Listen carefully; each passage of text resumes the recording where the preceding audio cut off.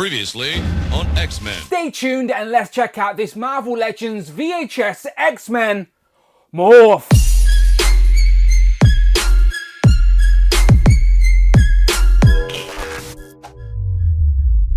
Pow, and welcome back to the channel, Dan Who Reviews. As always, my name is Dan W. Make sure you are following me on Instagram at It's Dan Who, and remember you can now hit that join button and become a channel member as well. Either show some love or join the members club. Much appreciated. Today we are checking out the Marvel Legends X-Men VHS Morph, who could quite possibly be one of the most anticipated X-Men characters to get in Marvel Legends. And this VHS line is perfect for him, as he was a character created just for that animated show. So I will get into the details shortly, but first let's just take a moment to appreciate this VHS style packaging. It is beautifully done, the best example of the plastic free packaging we have from Hasbro so far. I'm all in on the gimmick now, especially since this is the 6th figure we have gotten so far. Now usually this line is basically reissues of characters we already have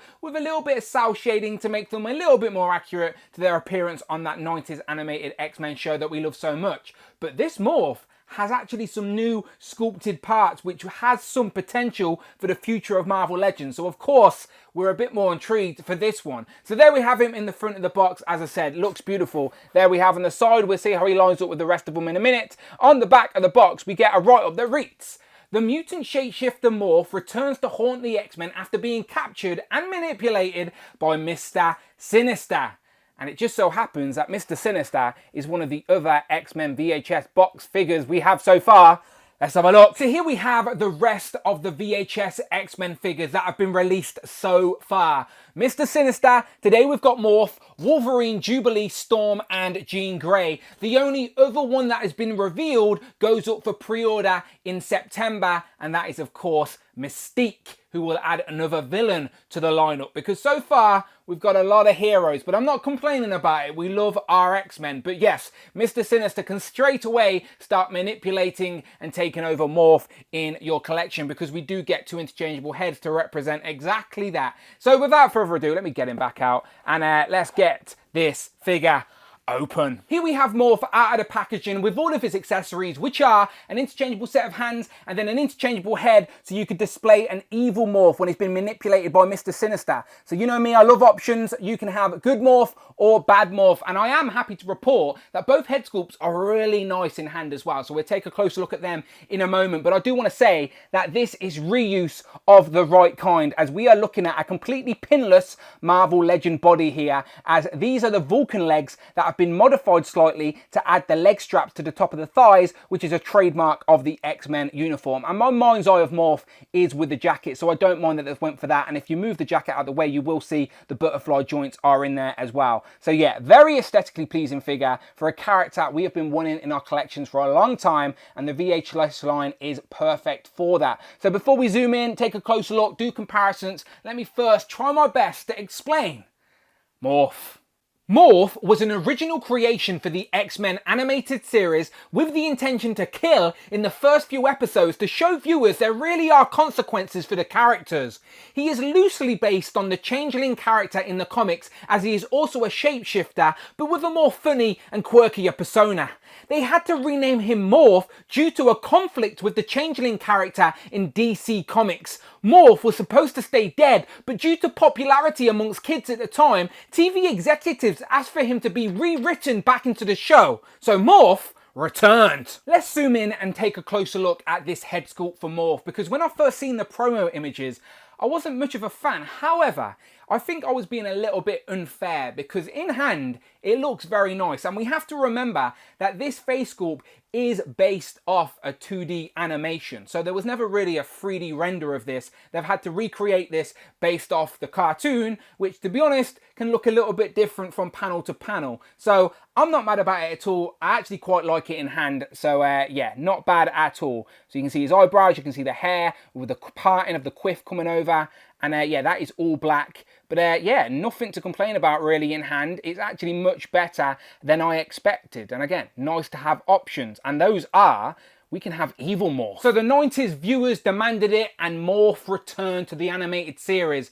But this time he was mind controlled and manipulated by Mr. Sinister and wanted revenge against the X-Men that had left him to die. So this time around we have a little bit more of a darker version of Morph, and I do think I like this head sculpt the most. It just has much more life and character to it. So it is Morph, of course, but now you've got the teeth showing, you've got the darkness around the eyes with like the purple underneath like it's been punched in the face. The eyebrows as well are a little bit more expressive, and the hair is in the same style but just a little bit more scraggly as well. So yeah, I do like this head sculpt a lot. As I said, it's got a little bit more character and will look a little bit more fun on display, but the facial structure otherwise is the same. And I love how the same hairstyle is there, but it's just a little bit more scraggly with the sculpt of the hair. So yeah, let me spin it all the way around, and then let's do a side-by-side comparing the two. So we have Evil Morph, or Good Morph, normal X-Men Morph, and he does revert back eventually, spoiler alert, but it is nice to have that representation of the two. It could make people buy two of these figures, so you're going to have both on a display. But yeah, really, really nice. And again, look at the hair. It's the same style, but one's a little bit more scraggly, and you can see the teeth showing, and yeah, bravo Hasbro. I think both of these head sculpts in person are really nice. So let's take a look at the rest of Morph. Now, the best way to explain this is Morph is a mix of the Love Triangle Cyclops, as they share the same jacket, and also the brand new Vulcan body, which is pinless. So you mix these two together, give it a splash of colour, and you essentially have VHS Morph. I do wish his arms would sort of sit a little more natural down to his side. That would look a little nicer, but unfortunately they do kick out a little bit because of the thickness of the jacket. But the other feature of the VHS line is of course the cell shading. So let's zoom in and check that out. Of course the cell shading is there to give it that sort of animated flair. So we have that dark brown here on the shoulder and a little bit more dark brown going down the sleeve of the jacket. Single jointed arms on the jackets unfortunately, but you still get a range to 90. There is still the bicep swivel and it is pinless, so it does add to that aesthetic, right? So we got a bit of dark brown going down the arm there, a little bit more dark brown on this arm, but nothing up there on the shoulder. You got the X-Men logo there on the chest. If you open up the jacket, you will see those butterfly joints. Well, now you can't really utilize them to their full advantage because he's wearing the jacket, but they are there and they definitely do help. You've also got a little bit of shadowing with the cell shading under the pecs there to really show off his muscle definition, but otherwise it is yellow all the way up to the head and then a little bit of blue under the arms. You have got the ab crunch there as well, and the ab crunch is pretty decent forward and a little bit back. The jacket's hindering, of course. The belt is red, a separate piece, of course, with the black X-Men logo. You have a little bit of dark red there for the cell shading, and that continues down onto the yellow trunks with the dark orange. That dark orange again on the top of the thighs, and let's just pause for a second because these are the modified Vulcan legs, so that these straps now on the thighs are sculpted. Bravo Hasbro, finally no more falling down or glued straps, and what's great is they've hid the thigh swivel within the sculpt of these legs, so now you can twist here and it all fits seamlessly in with the design of the character. So I really hope we see these legs again with a character named Scott in the future. We shall see, but you see the cell shading here on the front of both thighs with the dark blue and the dark orange over the yellow. That's there on the front, and that continues down onto the boots as well, as you see the dark orange stripes for the cell shading on both of the boots. And you'll also notice the straps for the boots are also now a sculpted element with the boot swivel being underneath that strap as well. So that again really does make a difference. Of course the cell shading will get broken up as you start twisting him, but I don't mind that at all for glued on straps. And again, double jointed pinless knees. It really does make a difference to the modern aesthetic of an action figure. Let's really utilize the double joint. There you go. He can kick his own lower back all day long, no problem there. I actually think the range on the Vulcan body is very nice. Legs go that far forward, not so much back, that far out, like good range. I just wish his arms would sit a little bit more neutral. Other than that though, I am very happy with the body choice here, and he is very aesthetically pleasing. Now my only sort of worry is, how do I display him? Do I display him as Good Morph or Evil Morph? And you'll notice that I've swapped out the head and the hands, so we're now using those more expressive sort of open palm hands. So it is nice to have options. Your only dilemma now is, do you have Good Morph or Evil Morph on your display? And overall with the figure here, I think they've done a really good job, because the VHS line so far has been about reuse, but this is reuse done right, as Hasbro are using like new pieces in their tool toolbox, so we're moving the line forward rather than backward. So I don't mind that they're reusing an old Cyclops jacket, because to be honest, Morph is my mind's eye in the jacket, so not mad about that at all. And I'm so glad these are going to be falling down constantly, and these are new sculpted pieces. Such a small thing,